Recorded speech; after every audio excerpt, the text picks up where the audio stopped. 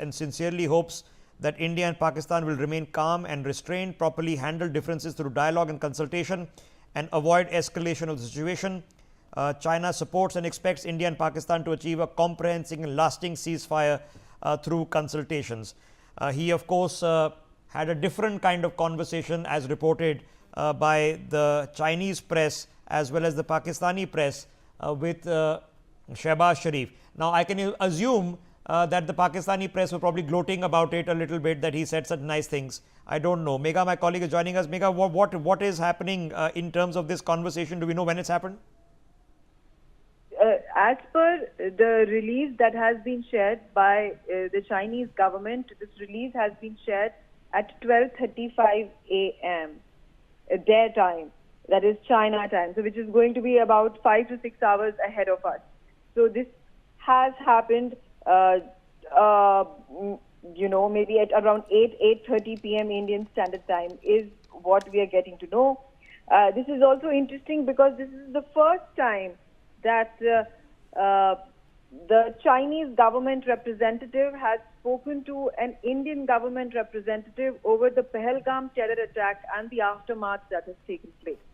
And in this conversation, the Chinese statement goes on to say that Indian NSA Ajit Doval briefed Wang Yi about the Pahalgam terror attack, which caused serious casualties amongst the Indian personnel, and India needed to take the counter-terrorism actions, and therefore it attacked those 9 terror hubs in Pakistan on May 7th.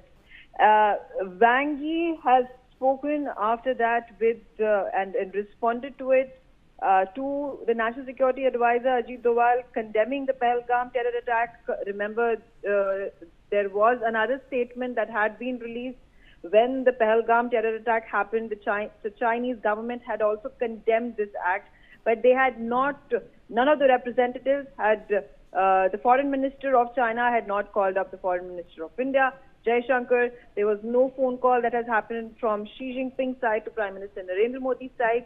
So this is an important aspect of it. Okay, it highlights so that the phone call has happened. Okay, and the phone call has happened, the after communication has happened. Of course, what they're communicating to us in condemning Pahalgam terror attack is diplomatically appreciated. Their communications to Pakistan promising them internal love and support, well, that's a different conversation between two different sets of people.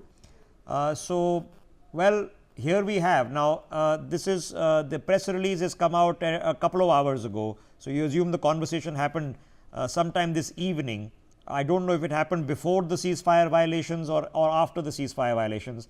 I'm assuming it happened before the ceasefire violations. It certainly would not have happened while they were going on and the situation was fluid.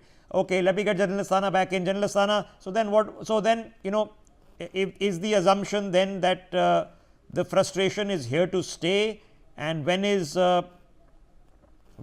Is it 1 hour? Is it tomorrow morning, or do we just operate like the ceasefire didn't happen? I think we need to take it as ceasefire didn't happen, because professionally, as far as a military guy, I would say that as far as I am concerned, it didn't happen, and I'm sure our professional military would look at it this way. We were planning options. We were looking at kinetic options as well, in addition to all other options. I think we should look the next step as far as kinetic option is concerned, and realistically plan for it. As we were discussing earlier, I mean, I would just want to add one more point in terms of, like I said, that at 5 o'clock I had started working on the lessons learned, but I think it was a mistake that trying to point out. No, there are lessons learned, no doubt. There is not a mistake. So now I'm coming to caught that. up by a fluid situation. That's now all. I'm coming to that. I would like to make, yesterday also I made some request to the government. I'm through your channel. I'm again making another one, that please get all the drone manufacturers and whatever they have made to the defense forces, and let's flood the Pakistani skies with all kinds of drones. Good, bad, indifferent, doesn't matter, because their entire surveillance system can be choked. Their entire, shall I say, the air defense system can be choked, and then it is called as the drone swarm operation. We Okay. must do it. We have much bigger. See, Chinese. Just give me a sec. Please finish. Russians learned it 3 years after the war, and then they manufactured whole lot of drones, much more than the West. We need not wait for 3 years.